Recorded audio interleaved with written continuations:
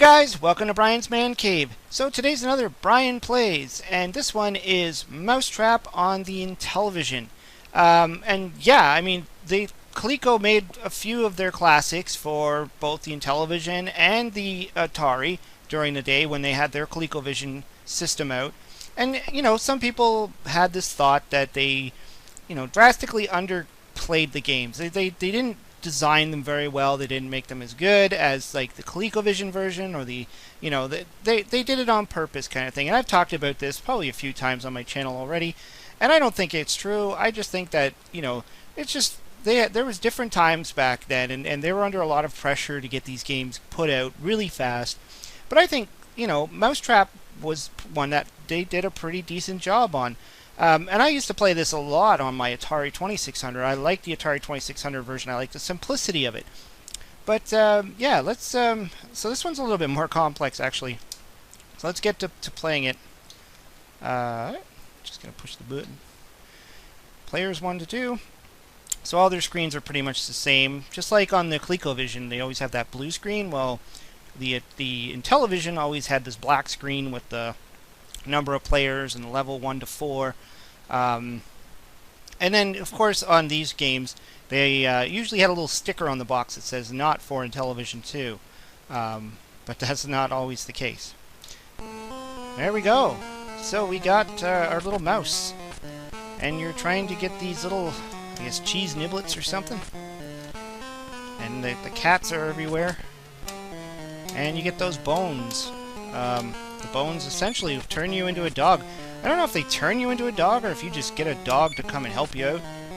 That would probably make more sense than actually turning into a dog. It's kind of weird that, this little mouse can actually turn into a dog just like that. And then it looks like you're actually eating the cats, which, obviously this is a Pac-Man clone. There was a lot of them back then. Ladybug was one of them, and oh, there's tons. There's tons of Pac-Man style games that came out. But this was one of the better ones, I thought. This kind of has like a feel, the lock and chase feel to it as well. Not sure which game came first, if this one or Lock and Chase, or maybe they both came around the same time. I don't know. But the idea of being able to shift the maze and close the doors around, and Ladybug kind of did the same thing. Now I have to say on the Atari version, it's a lot more simple. They don't have the colored doors like this, which does add to the challenge because you have to push the correct button to open the correct door color. Whereas in say Ladybug, you're just kind of going through these like turnstile doors. Whoa! I didn't mean to do that. Just kind of flew right by. And Lock and Chase, the same idea. You're kind of opening and slamming doors. But in Lock and Chase, you're trying to keep the cops out. I keep dying. I think the board on this one looks pretty nice. That damn cat won't get out of my way. That's it. I'm dogging it. Seriously dogging it. I'm gonna eat you up. Ooh, let's get the cheese. Get a bonus. Throw me a frickin' bonus. There we go.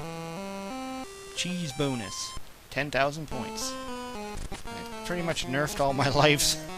All my poor little mousies. I don't think the maze really changes. I think it's the same maze every turn. Unlike, say, Miss Pac-Man that changes the mazes up a bit. Oh no. That's kind of weird because I have to use the I have to use the keyboard to open up the doors, and the joystick to move the mouse around, so I mean, if I was playing on an Intellivision controller, it would be a little bit easier, but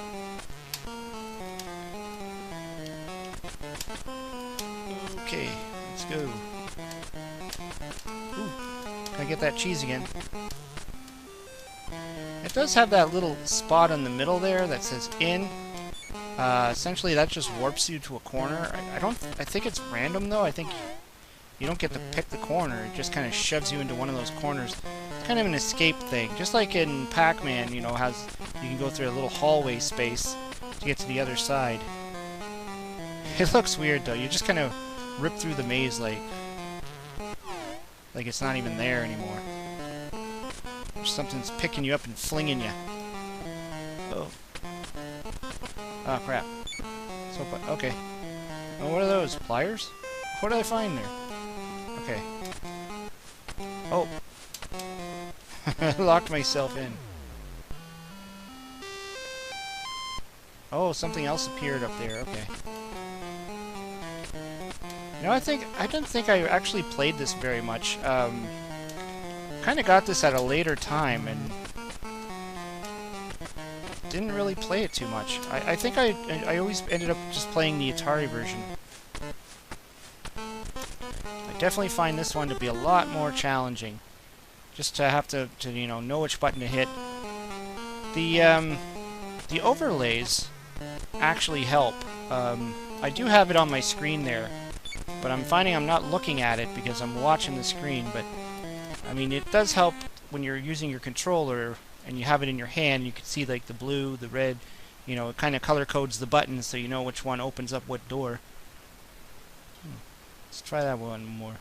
Let's crank up the levels. Okay, so let's do level 2. Whoops, the Intellivision yelled at me. Let's just try level 2. I don't think there's much difference between the level 1 and the level 2. Level 4 probably is a lot faster, but oh, something else just entered the screen. What is that? I don't like that. It's flying around. Okay, so I guess the second skill level is different. It's got some kind of flying. Okay, let's go and eat some cats.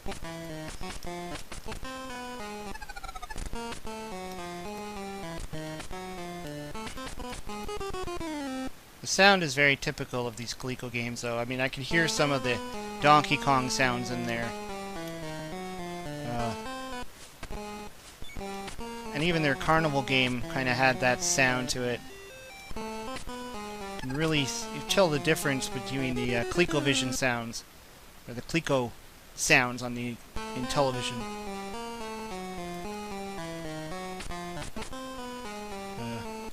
Oh! Locked myself in. Luckily I can just warp over to the corner. Oh, jeez, that thing was coming after me. I don't like that. Oh.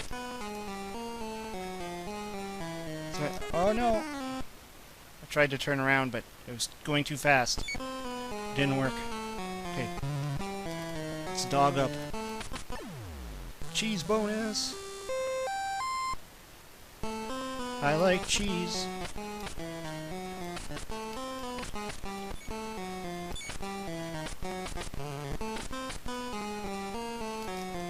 Okay, come on. Let's get in there. I find the controls are a little bit wonky. Ah! But that's typical in these maze chase games. The controls can be somewhat difficult. Especially in a gamepad, you know.